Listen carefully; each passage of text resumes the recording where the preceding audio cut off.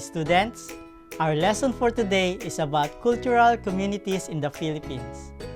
By the end of this lesson, you should be able to identify and determine the location of the cultural communities in the Philippines. Cultural communities in the Philippines. The term indigenous people refers to a group of people sharing common bands of language, customs, traditions, and other distinctive cultural traits. People are described as indigenous when they maintain primitive culture and traditions in their region. Cultural communities from Luzon. There are various indigenous Filipino ethnic groups and tribes in the Philippines. First up, we have the Ibatans. Ibatans are the people from Batanes, a group of 10 islands in the northmost part of the Philippine archipelago. Batanes is the smallest province in the country. The Ibatans are a boat-making and seafaring people who live by hunting, fishing, cultivation of fruit crops, and sugar cane. They also raise goats and pigs. Next, we have Ifugao. The Ifugao people are known as Ifugao. Other variations are Ifugao, Ipugao, and Ipugao. Their name is also known as inhabitants of the known earth. They live in the province of Ifugao in the central Cordillera in northern Luzon. Farming is their principal means of livelihood. Kalinga.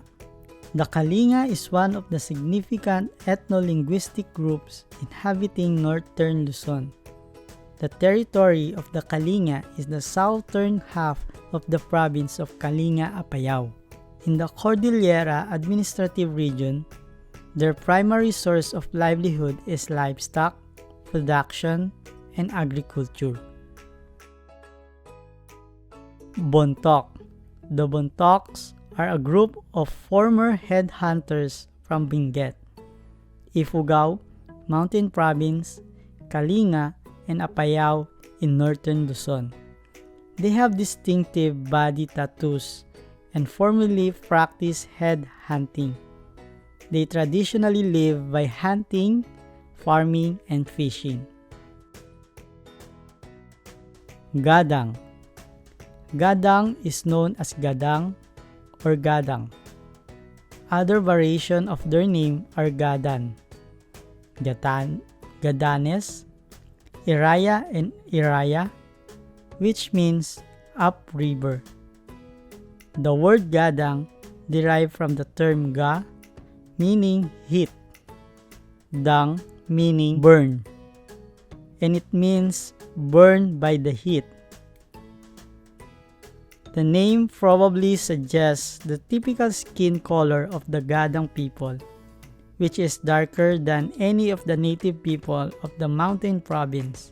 They live in the Cagayan Valley region and are mostly found in central Isabela.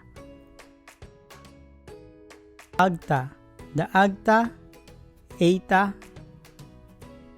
pronounced as Aita or Aita, commonly referred to as Negritos. Agtas are indigenous groups scattered across the islands of Luzon. They are thought to be the earliest inhabitants of the Philippines. Negritos typically have dark brown skin, small body frames, dark texture hair, and small noses. Cultural communities from Visayas. These are various indigenous Filipino ethnic groups and tribes from the island of Visayas. We have the Ati. The Atis are from Aklan, Capiz, Antique, and Iloilo on Panay Island. Some also live at Guimaras and Negros Island. Ati's primary source of livelihood is cultivation of tobacco and sugarcane. Fishing, hunting, handicrafts, and practicing herbal medicine are the other means of income. Cultural communities from Mindanao. Mindanao is the second largest island in the Philippines. It offers beautiful water and land vistas. These are different indigenous groups and tribes from the island of Mindanao. Badjao. Badjao or Badjao means man of the seas. The Badjaos are also known as the sea gypsies because they inhabit on their houseboats called binta, where they make their livelihood as expert fishermen, divers, and navigators. Badjaos are scattered in the areas of Tawi-Tawi, Sulu, Basilan, and some municipalities of Zamboanga. Yakan. The Yakans are from Tipo-Tipo, Lamitan, Sumisip, and Tuburan in Basilan Island of ARMM. The Yakans are farmers. Their main crops are rice, coconut, and cassava. When planting rice, the first seed has to be planted by the local Ayman, who is the most prominent person in the Yakan community. He is responsible for the prayer before planting and harvesting. Tiboli. Tiboli are from Kiamba, Maitum, Saurala, in South Cotabato. They are famous for a lot of things such as brass making, elegant traditional attire, which is made from abaka, woven cloth called tinalak, and for their music. Tausug. Tausug came from the term tau, means person, and sug meaning the old name of Hulu Island. They live in Hulo, Indanan, Siasi, and Patikul in Sulu. Tausugs are sailors, pearl divers, and traders. Manobo. Manobo is also known as Manubu or Minubu. Manobo means people or person. The term originated from Mansuba, which means man, people, and Suba, river. The first Manobos live in northern Mindanao, and at present Manobo tribe settled at the hillsides and river valleys of Cotabato. Manobos are practicing Pamition, the Manobos way of understanding the stars. As a tradition, the elders of Manobo tribe are looking at the stars to identify the season of planting, harvesting, hunting, and fishing. These are the subgroups of Manobo tribe.